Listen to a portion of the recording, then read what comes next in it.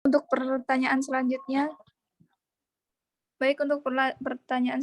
silahkan para pemakalah atau kakak-kakak yang Baik Kak, saya mau coba menjawab pertanyaan nomor kedua, yaitu strategi atau metode dakwah Nabi Musa itu bagaimana, apakah sama dengan metode dakwah Nabi Muhammad atau bagaimana. Jadi dakwah Nabi Musa, karena zaman Nabi Musa itu dikenal dengan zaman sangat berat rintangannya, karena Allah perintahkan untuk berdakwah kepada Fir'aun yang zalim, yang melampaui batas dan mengklaim dirinya adalah Tuhan. Jadi Allah memberikan arahan kepada Nabi Musa untuk menggunakan metode yang khusus ketika menghadapi Fir'aun, yaitu dalam surah Toha ayat 43 Allah berfirman, faqula lahu qawlan layyinan la'allahu yatadzakkaru aw yakhsha, yang artinya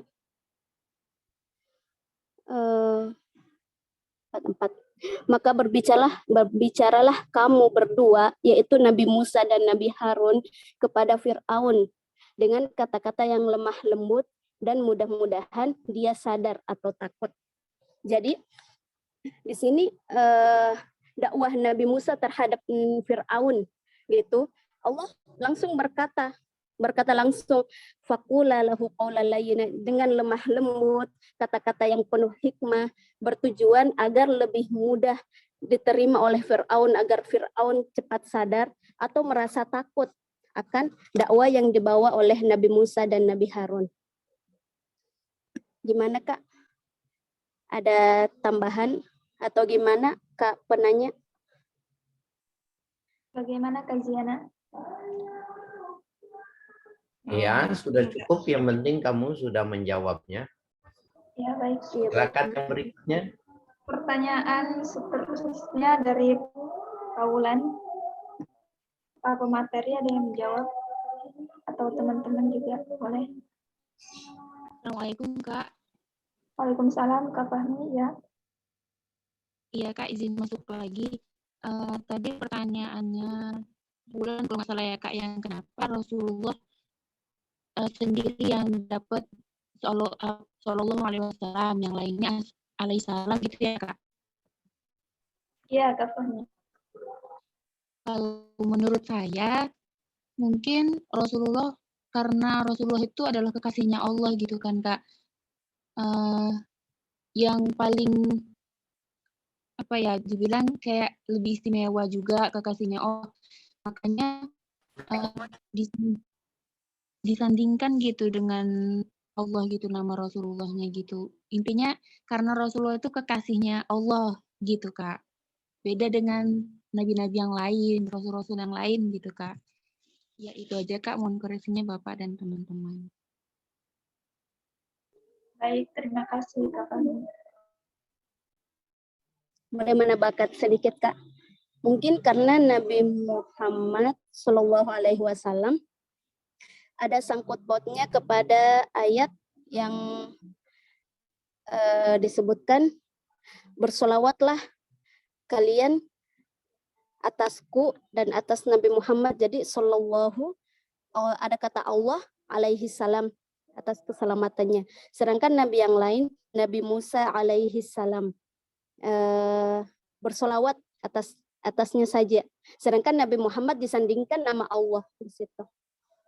Nah, untuk pertanyaan kedua dari Kak Wulan, yaitu setelah terbelahnya Laut Merah, bagaimana Nabi Musa setelah kaum Fir'aun tenggelam, gimana dakwah Nabi Musa. Jadi ketika kaum Fir'aun mengikuti jejak Nabi Musa untuk melewati tengah lautan merah itu,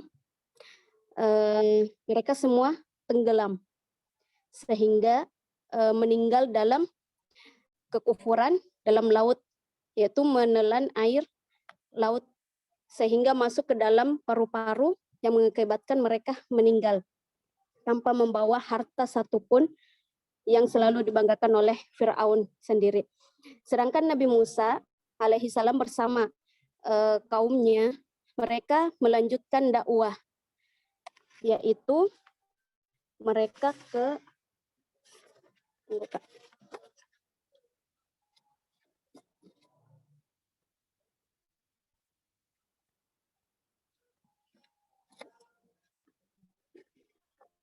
dalam surah Al-A'raf, Nabi Musa berdakwah kepada kaum yang mana mereka kembali mengingkari Nabi Musa, yang mana Allah menimpakan kepada mereka badai angin topang, banjir besar, yaitu di wilayah Mesir. Tetapi mereka malah mengingkari kembali Nabi Musa beserta kaumnya. Dan sehingga Allah mengutus Nabi Musa untuk ke Palestina, karena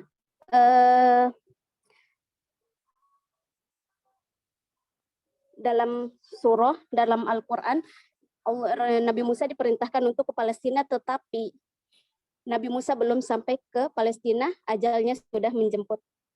Jadi Nabi Musa belum menginjakan tanah Palestina.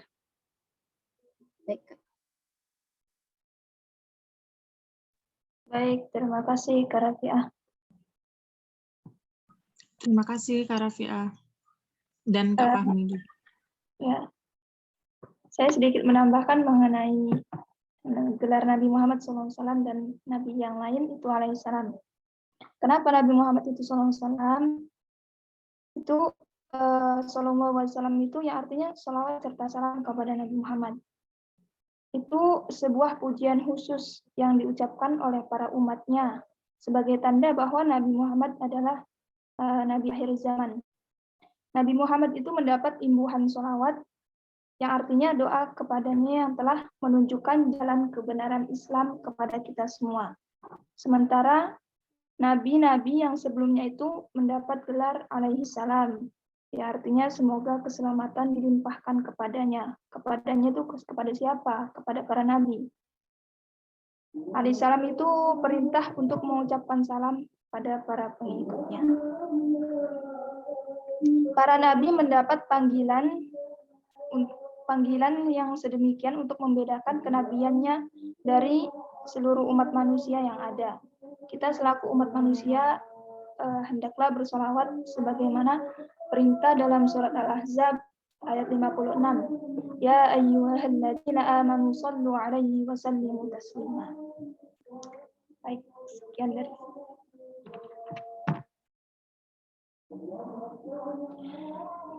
Baik, sesi tanya jawab sudah terjawab semua ya, Kak.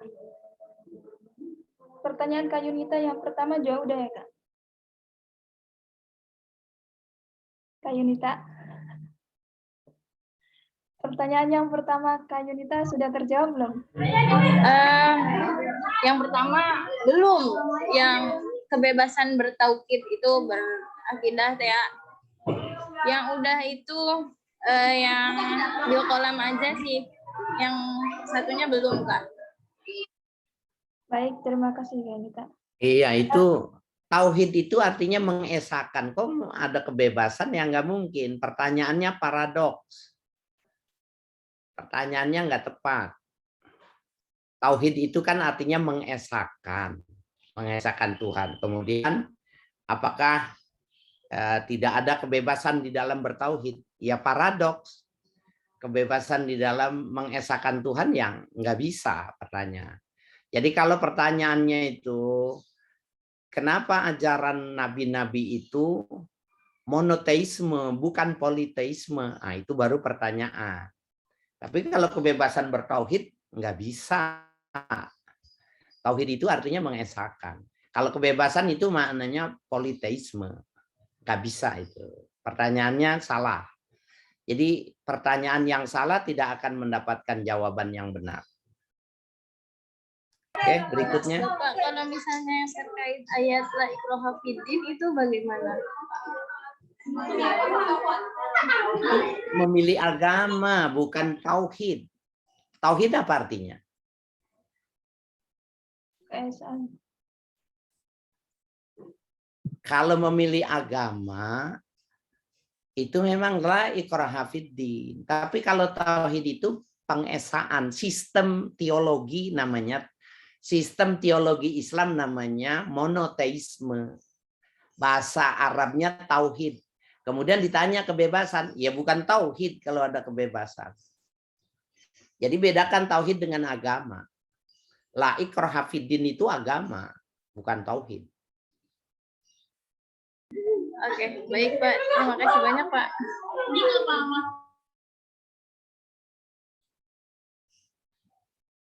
Berikutnya.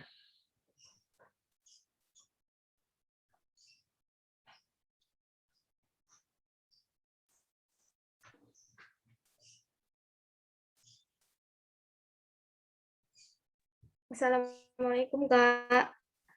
Waalaikumsalam. Maaf ya, Salsabila Khairunisa izin oke Bapak dan teman-teman, soalnya jaringan di sini lagi hapus. Saya Salsabila Khairunisa izin bertanya. Oke, saya Salsabila Khairunisa dari Tangerang izin bertanya. Jadi untuk perbedaan dakwah Nabi Musa dan Nabi Muhammad lebih ke pelajaran tauhid kayak gitu.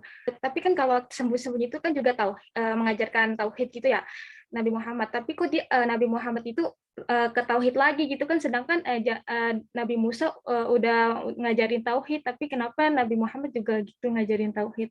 Terus habis itu kan Nabi Musa itu kan nabi yang ini ya, termasuk ulul azmi.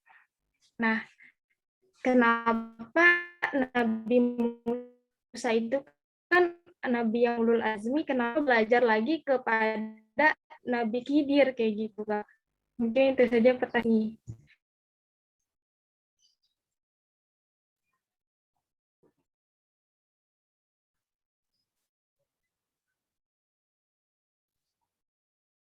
Ya, berikutnya 2 lagi. Assalamualaikum Kak, izin bertanya. Waalaikumsalam. Ya. Ya, Kak Faridi, silakan. Saya Farida Sapitri dari Bandung, izin bertanya tentang dakwah Nabi Muhammad. Jadi bagaimana keadaan atau respon masyarakat waktu itu ketika Nabi Muhammad itu pertama kali dakwah secara terang-terangan, Kak? Terima kasih. Ulangi pertanyaannya gimana? Jadi gini Pak, bagaimana respon dari masyarakat ketika itu waktu pertama kali Nabi Muhammad itu dakwah secara terang-terangan?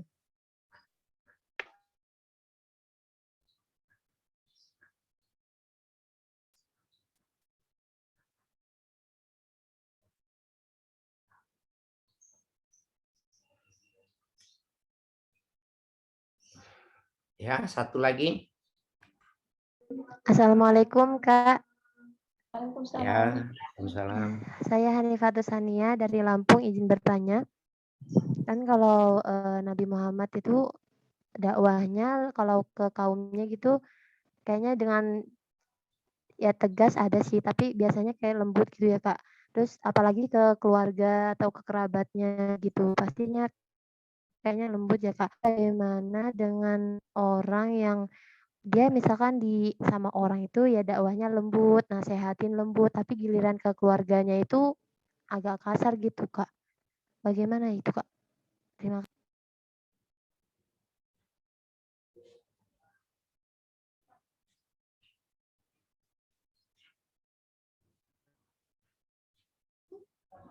Ya, silakan dijawab. Baik, kakak pemateri ataupun teman-teman, silahkan yang mau menjawab.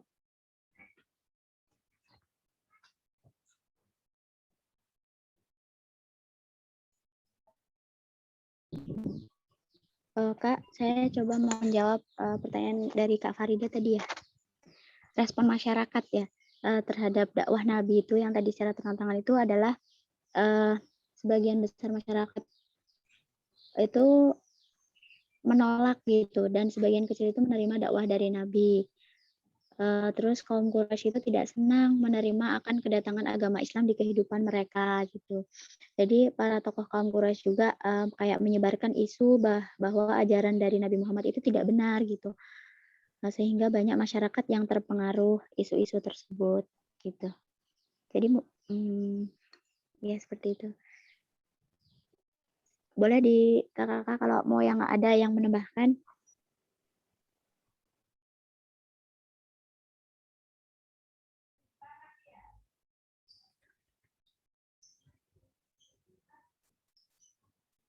Baik, yang lainnya silahkan. Kak Winda izin menjawab pertanyaan Kak Farida ya. Ya, boleh Kak. Ya, sebelumnya Assalamualaikum warahmatullahi wabarakatuh. Perkenalkan nama saya Winda Arumsari, saya dari Depok. Izin off cam Pak dari awal soalnya jaringannya kurang bagus kalau on keluar Zoom. Pertanyaannya tadi, kenapa sih Nabi Musa itu belajar sama Nabi Khidir? Jadi kalau ditanya kenapa, karena itu disuruh sama Allah. Nah, terus alasannya itu apa? Alasannya itu sebenarnya ada hikmahnya di situ. Jadi ini tuh kayak sentilan gitu loh. Allah tuh kayak nyentil Nabi Musa. Soalnya Nabi Musa itu ngerasa, oh aku loh yang paling tahu gitu. Aku yang paling tinggi ilmunya gitu. Terus akhirnya sama Allah tuh disuruh, enggak kamu yang paling alim, ada lagi hambaku yang paling alim.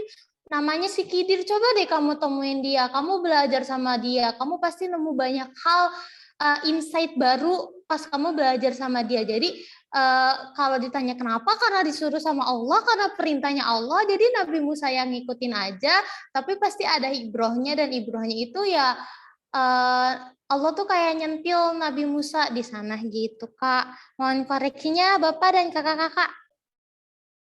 Ya, terima kasih Kak Winda. Maaf, Kak Winda, berarti ada rasa kesombongan di dalam diri Nabi Musa, makanya sama Allah itu suruh belajar ke Nabi Khidir kayak gitu. Berarti Nabi Khidir itu lebih alim gitu ya?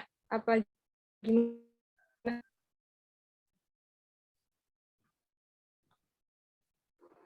Winda nggak berani bilang sombong ya Kak. Kayak ibarat gini, kalau seandainya di kelas ditanya, siapa ini yang ranking 1, siapa ini yang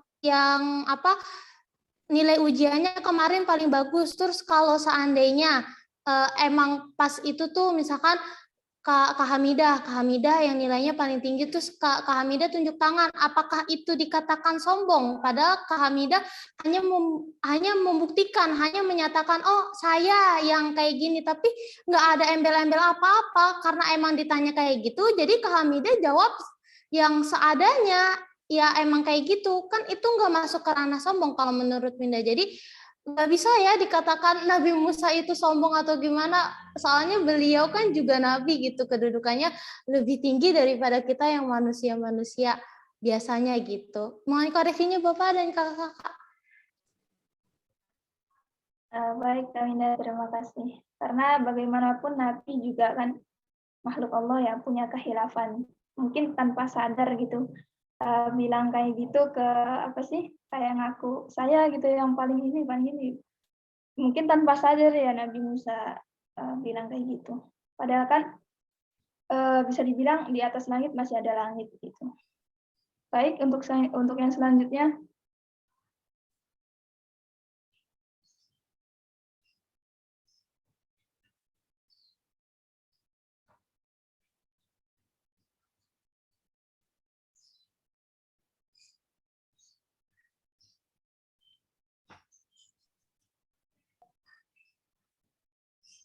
Halo kakak-kakak. Ya, jawabannya. Assalamualaikum Kak.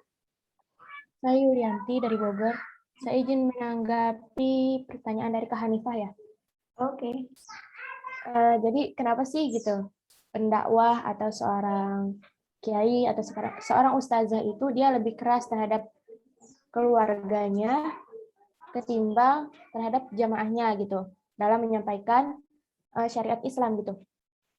Karena di sini itu keluarga atau anak itu cenderung menyepelekan perkataan orang tua ataupun saudara gitu Kak. Makanya suka ada kenapa yang punya pondokan atau seorang kiai gitu menyekolahkan atau menitipkan anaknya kepada kiai lain gitu. Menyekolahkan anaknya di pesantren lain gitu Kak. Soalnya anak itu cenderung menyepelekan perkataan orang tua tadi gitu Kak. Jadi agar anak itu mendengar atau mematuhi perintah orang tuanya butuh penekanan yang lebih gitu Kak. Soalnya tanggung jawab orang tua terhadap keluarganya itu lebih besar ketimbang tanggung jawabnya terhadap orang lain gitu, sesama muslim lain. Tanggung jawabnya lebih besar, jadi butuh lebih peringatan ekstra gitu terhadap keluarganya gitu. Penekanan lebih gitu Kak. Jadi dengan penyampaian yang lebih keras mungkin. Bukan keras sih, lebih ditekankan lagi gitu. Terima kasih Kak. Mohon koreksinya. Ya, terima kasih Kak Juli atas sanggahannya. Iya. Kakak pemakalah, maaf izin menambahkan sedikit Kak. Ya, Kak Yunita silahkan. Iya. Jadi terkait ini ya, kenapa pada pendakwah gitu, itu lebih keras terhadap keluarganya dibanding orang lain. Mungkin kalau menurut saya pribadi ya, itu kan kalau misalnya kita berdakwah kepada keluarga kita sendiri, itu kan kita udah tahu persis banget gitu, macam-macam karakter yang dimilikinya gitu kan ya. Jadi ini harus seperti ini, harus gini-gini. Nah, sedangkan untuk kepada orang lain gitu kan kita belum tahu maksudnya belum memahami secara detail banget gitu karakter lawan bicara kita itu seperti apa kayak gitu. Jadi menjaga aja gitu kan. Jadi lebih ke lemah lembut dulu gitu ya. Tapi kan seperti yang kita pelajari sebelumnya gitu, bahwasanya ada yang cara lemah lembut, ada yang langsung ini ya. Tapi kan kayak misalnya contohnya gini aja, kayak misalnya apalagi sekarang kan udah banyak perpindahan masyarakat, misalnya dari masyarakat Jawa ke Sunda atau sebaliknya, atau dari Kalimantan ke Jawa atau dari Sumatera ke Jawa, itu kan beberapa banyak karakter yang kita hadapi ketika kita menyampaikan dakwah agama Islam ya kayak gitu. Jadi alangkah baiknya gitu ya kita lemah lembut seperti dulu, maksudnya lemah lembut dahulu lah gitu. Kalau misalnya emang dengan lemah lembut kita tidak bisa, ya adalah tahapan tingkat-tingkatnya seperti apa gitu. Karena kan kalau misalnya kita tidak bisa baiknya iya Pak. Ya, berikutnya. Oh iya. Itu tadi udah cukup jawabannya, itu udah cukup. Iya. Iya Pak. Segitu aja Ini teman-teman. kelas ini yang aktif ini cuma 70%. Yang lainnya mana ini? Yang bicara cuma itu aja. Yang lainnya nggak aktif. Coba yang lainnya gantian coba. Silakan berikutnya. Silahkan kakak-kakak untuk menyanggah pertanyaan yang berikutnya. Pertanyaan udah dijawab semua belum? Halo. Belum, Pak. Pemakalah. 1. Pemakalah. Kalau yang pertanyaan tadi udah Pak. Yang belum dijawab. Nah.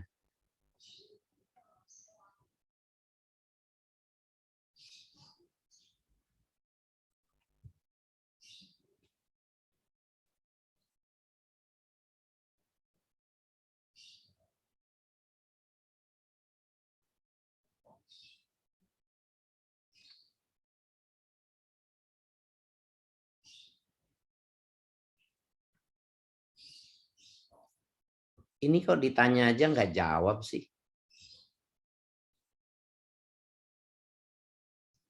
Pemakalah berapa orang nih? 3, Pak. Kok ditanya nggak jawab? 3 orang. Sudah terjawab semua belum pertanyaannya? Alhamdulillah sudah, Pak. Gitu aja lambat betul. Berapa Kan- susahnya jawab seperti itu? Ayo yang lain, yang lain. Jangan yang itu melulu.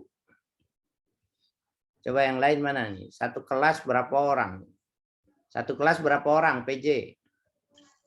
42, Pak. Tapi lagi 42 orang. Ayo.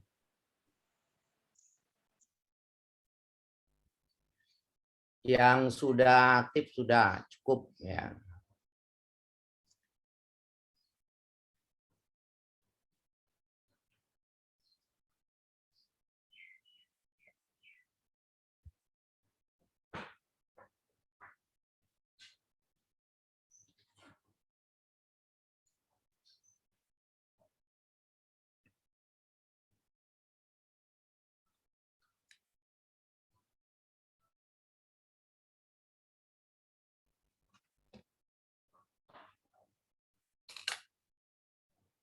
Halo, hostnya gimana ini?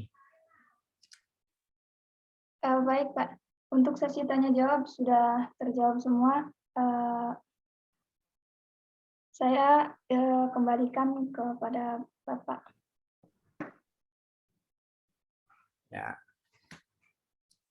Baik, ini yang pertama kelas ini nggak berimbang ya. Saya perhatikan dari awal itu cuma orangnya itu aja yang bertanya, yang komentar, walaupun tidak tidak bertugas. Sementara kelasnya besar ini di atas 40 orang.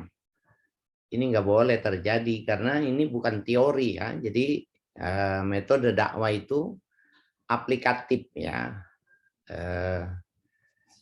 Bagian dari disiplin keilmuan yang harus dipraktekkan. Nah, caranya itu dengan bertanya, mengungkapkan pendapat, ya, berargumentasi, ya, memberikan dalil. Walaupun bisa jadi ketika menjawab, ketika mengungkapkan itu salah, nggak penting. Jadi yang sangat dipentingkan itu adalah keberanian di dalam mengungkapkan ide itu. Dan ini waktu yang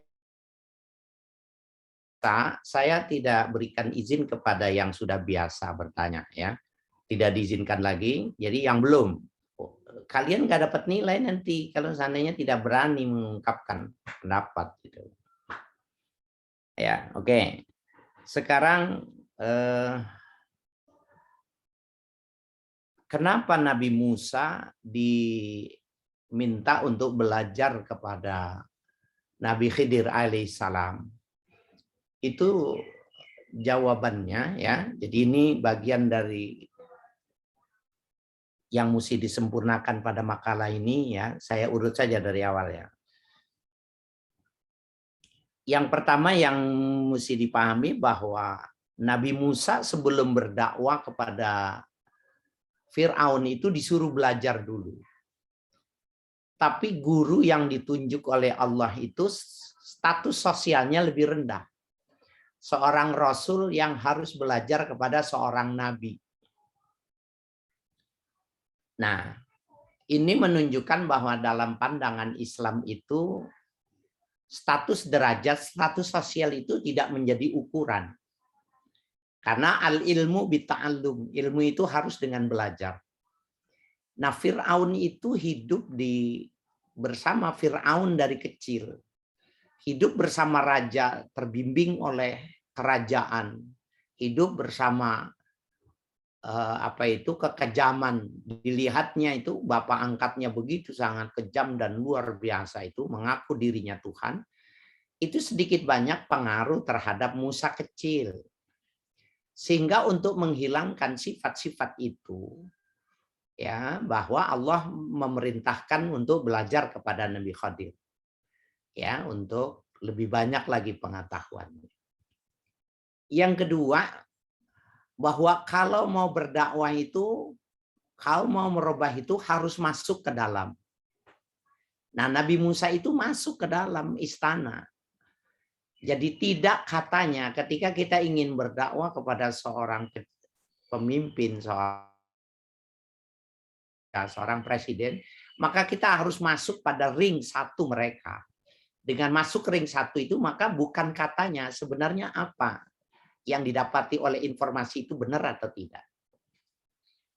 Ya, jadi sehingga Nabi sendiri mengajarkan itu dalam konsep belajar walaupun kepada orang yang lebih rendah. Nabi Muhammad mengatakan khuzil hikmata min ayyi wi'ain kharajat, ya. Ambillah ilmu itu, hikmah itu dari kantong siapa saja keluarnya. Artinya walaupun statusnya lebih rendah, status sosial lebih rendah, status derajatnya lebih rendah, ya boleh, ya, dan itu diminta untuk belajar. Nah, jadi kalau dibilang wa fauqazi ilmin alim, di atas orang alim ada orang alim lagi. Di atas awan ada awan. Nah, itu adalah simbolik bahwa belajar kedudukan. Yang ketiga, ini menunjukkan bahwa dalam dakwah itu boleh berkolaborasi. Jadi ada kolaborasi dakwah. Bahwa Nabi Harun diminta duet dengan Nabi Musa itu adalah simbol dari kolaborasi dakwah. Artinya pengembangan dakwah ke depan boleh saja dakwah dengan musik, boleh saja dakwah dengan seni, boleh saja dakwah dengan hasil produk teknologi umpamanya, seperti orang-orang yang mampu membangun masjid dengan ornamen-ornamen keagamaan gitu, bangun gedung dengan ornamen-ornamen keislaman. Itu adalah bentuk dakwah yang kolaborasi, menggandeng ya pihak-pihak lain atau orang lain di dalam berdakwah. Seperti yang pernah terjadi ya di Indonesia itu duet Zainuddin MZ dengan Rhoma Irama, ya, yang dikenal dengan nada dan dakwah. Nada dan dakwah, ya. Walaupun tahun 80-an itu dibully, kalau bahasa sekarang itu tidak semua orang setuju membaca Al-Quran dengan diiringi musik. Tetapi itu menjadi sebuah model kolaborasi, ya, boleh-boleh saja. Yang penting tidak melanggar syariat. Ya. Nah, kemudian yang berikutnya bahwa disabilitas tidak menjadi halangan berdakwah. Jadi ketika dia tidak fasih, disabilitas itu tidak menjadi halangan berdakwah. Nah, kita lihat banyak di TV itu ustadzah yang tidak fasih dalam berbahasa Arab, membaca Al-Quran itu ketika tampil, dia membawa qori atau qori'ah. Membaca kitab, disuruhnya orang lain, kemudian dia yang menjelaskan. Itu juga boleh dengan cara yang semacam itu untuk menutupi kekurangan.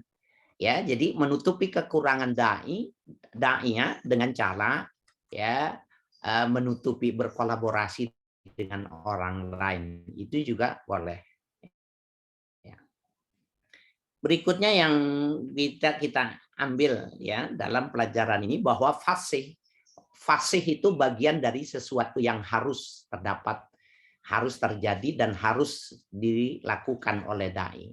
Enggak boleh tidak fasih karena bahasa Arab itu ketika dibaca tidak fasih maka maknanya tidak sesuai, ya. Bunyinya sin, shin, shad itu ketika dibacanya dengan kasrah maka harus bisa dibedakan karena artinya tidak sama, ya. Yang keenam bahwa setiap Al-Quran menyebutkan kata kul, ya, kul hadza sabili adullaha ala basiratin, kul itu menunjukkan bahwa ada metode hiwari, metode dakwah. Nah, apakah Nabi Musa itu terlebih dahulu dengan cara sembunyi-sembunyi di dalam berdakwah? Jawabannya ya. Nah, yang masyhur itu berdakwah kepada raja, itu yang masyhur. Tetapi dakwah Islamiyahnya itu tak sama, sembunyi-sembunyi sampai sudah dianggap aman baru secara terbuka. Itu dakwah secara umum. Cuma yang menjadi monumental itu karena dia mesti berdakwah kepada ayah angkatnya. Orang yang membesarkan dia, orang yang berjasa pada darah daging tubuhnya. Ya. Dia mesti berdakwah kepada orang yang dia cintai, orang yang banyak berjasa. Dan itu yang menjadi monumental. Nah, sehingga Nabi ya Musa pun diajarkan bersama Harun itu qula lahu qaulan layyinan. Katakan oleh kalian, artinya berdakwahlah kalian dengan perkataan yang layyin, yang lembut. Ini mafhum mukhalafah. Ya begini, kalau terhadap orang yang keras, yang sadis, yang super sombong, sehingga mengaku dirinya Tuhan saja harus mengatakan yang lembut, itu yang oleh Allah dianggap paling tepat. Maka siapapun yang di bawah dia, itu namanya kias aulawi namanya, apalagi untuk orang lain. Bukan raja yang tidak keras, yang tidak bengis, yang tidak mengaku Tuhan, maka qaulan layyinan adalah dakwah yang paling efektif. Itulah yang digunakan oleh Nabi Muhammad di dalam dakwanya itu, dia dalam perspektif talafuz, ucapan, menggunakan ucapan, beliau adalah menggunakan qaulan layyinan. Ya. Nah itu. Yang kedua, yang keenam bahwa ala basiratin itu dalam surah Yusuf ayat 108, kul hadza sabili ad'ullaha ala basiratin, olehmu ya Muhammad, inilah jalanku, ini aku berseru kepada engkau ala basiratin, itu maknanya hujjatin balighatin. Hujjah balighah itu maknanya rasional, dengan rasio, dengan sesuatu yang bisa diterima oleh akal. Basirah itu maknanya. Nah, di era kita ini, di zaman kita ini yang paling basirah, ai hujjatin balighah. Karena tingkat intelektualitas, ya, tingkat intelektualitas zaman sangat tinggi. Kecerdasannya itu luar biasa, pendidikannya luar biasa, walaupun dalam urusan agamanya kurang. Nah, maka berdakwah dengan pendekatan intelektual itu menjadi sesuatu yang paling dominan. Nah, intelektual itu, berdakwah dengan intelektual itu yang dimaksud dengan bil qalam. Alamal in bil qalam, ya. Allama bil qalam, allamal insana ma lam ya'lam. Itu Nabi diajarkan dengan qalam, Nabi tidak pernah menulis. Nabi tidak pernah membaca teks. Tapi bunyi ayatnya, Iqra bismi rabbikal ladzi khalaq, khalaqal insana min 'alaq, Iqra wa rabbukal akram. Bacalah olehmu dengan menyebut nama Tuhanmu yang akram, yang maha murah, maha mulia. Allama bil qalam, yang mengajarkan dengan qalam. Padahal tidak ada pena, tidak ada buku. Allamal insana ma lam ya'lam, Tuhan yang mengajarkan manusia yang tidak tahu menjadi tahu. Nah, itu adalah ya pendekatan intelektual. Jadi intelektualitas itu bisa jadi tulisan, bisa jadi sebuah gambar, bisa jadi sebuah bangunan, bisa jadi sebuah hasil proyeksi intelektual. Itu namanya bil qalam. Jadi qalam itu pasti maknanya pena, ya, karena kalau pena itu maknanya berarti Nabi Muhammad bodoh karena nggak membaca dan tidak menulis, ya. Kemudian kenapa dalam penyebutan itu perlu doa, ya, seperti alaihissalam dan sallallahu alaihi wasallam. Itu adalah bentuk pengamalan dari Al-Qur'an. Di dalam Al-Qur'an itu dikatakan udkhuluha bisalamin aminin.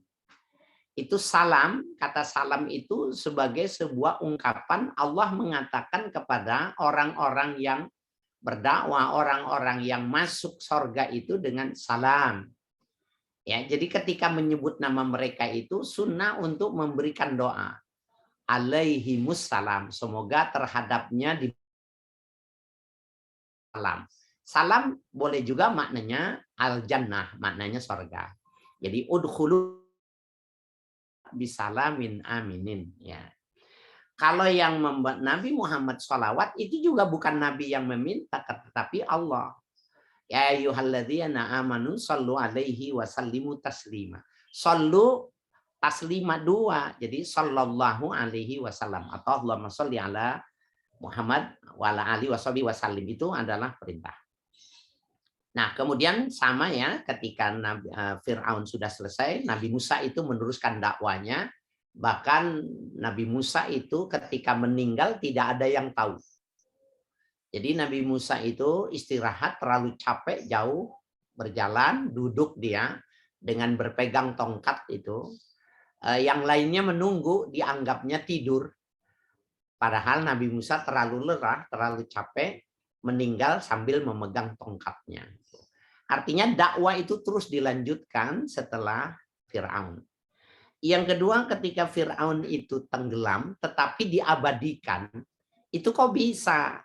Ada mumi Fir'aun, tetapi Fir'aunnya itu ditenggelamkan.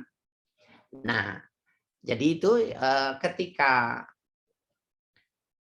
Fir'aun dan pengikutnya itu ditenggelamkan, Laut Merah itu adalah laut yang ketika orang berenang itu ngambang, ya, mengambang di atasnya dari lantaran kandungan gulanya yang garamnya terlalu tinggi. Jadi bukan cuma ikan asin yang bisa diawetkan, ternyata dalam ukuran yang tinggi itu tubuh manusia juga bisa diawetkan dengan garam itu. Nah, itu salah satu kelebihan ya dari garam. Jadi Fir'aun di samping memang ketetapan Tuhan, tetapi sebenarnya secara ikhtiar garam itulah yang ketika dicari, diketemukan kan di pinggir pantai itu, wah ini mukanya, ornamennya ini adalah Ramses kedua, Fir'aun itu, maka itu yang diabadikan. Ya, dari lantaran luar dalamnya itu sudah terisi oleh garam. Nah, jadi kalau kalian mau formalin untuk mengawetkan jenazah itu pun sama. Salah satu unsur bahan dasarnya itu adalah garam Laut Merah yang tingkat garamnya sangat tinggi. Saya waktu ketika ke Yordania itu mencoba ke pinggir pantai sebelum dekat ke Gua Al-Kahfi. Nah, di situ kita lihat ya, salah seorang teman saya itu saya suruh berenang, apa benar orang di sini tidak akan tenggelam? Benar. Jadi harus bisa berenang pun tidak akan tenggelam. Ya, dari lantaran sangat tinggi dengan garam yang ada di Laut Merah itu. Itulah ya tambahan yang ditambahkan saja. Jadi intinya yang terakhir bahwa media dakwah sekarang kita ini adalah media sosial, media massa, artinya media mainstream itu adalah dunia dakwah kita yang terakhir. Nah, lakukan itu, media sosial itu adalah media sharing. Artinya setiap orang yang mengungkapkan keinginannya, kemudian dia posting. Kalau media massa, media mainstream itu adalah reporting. Mereka orang-orang yang secara profesional mencari berita-berita, kemudian menampilkan untuk orang banyak. Nah, itu kalau tidak diisi oleh kalian, orang-orang yang mengerti agama, maka agama akan diisi oleh orang sembarangan. Ya, kasus pada contoh Armando dan lain sebagainya itu adalah contoh dari lantaran semua orang bisa mengisi pelajaran agama. Itu sangat berbahaya. Itulah fakta dan itulah media dakwah yang mesti kalian hadapi. Saya kira itu. Silakan host untuk melanjutinya apa dengan ada pertanyaan atau kalau sudah tidak ada lagi berarti ditutup dan dibuatkan, jangan lupa bikin absensinya ya hari ini, dan makalahnya disempurnakan, nanti pada waktunya akan dikumpulkan. Ya, silakan. Baik, terima kasih Bapak atas penjelasannya, dan teman-teman yang sudah menjawab, yang sudah menyanggah juga terima kasih. Untuk sesi selanjutnya itu sesi penutup. Baik, langsung saja. Baik, demikian tadi presentasi kelompok kami, kurang lebihnya mohon maaf. Saya sebagai moderator juga mohon maaf atas segala kekurangan dan terima kasih untuk perhatiannya. Terima kasih. Wassalamualaikum warahmatullahi wabarakatuh. Waalaikumsalam warahmatullahi Waalaikumsalam Warahmatullahi wabarakatuh. wabarakatuh. Makasih Waalaikumsalam semuanya. warahmatullahi wabarakatuh.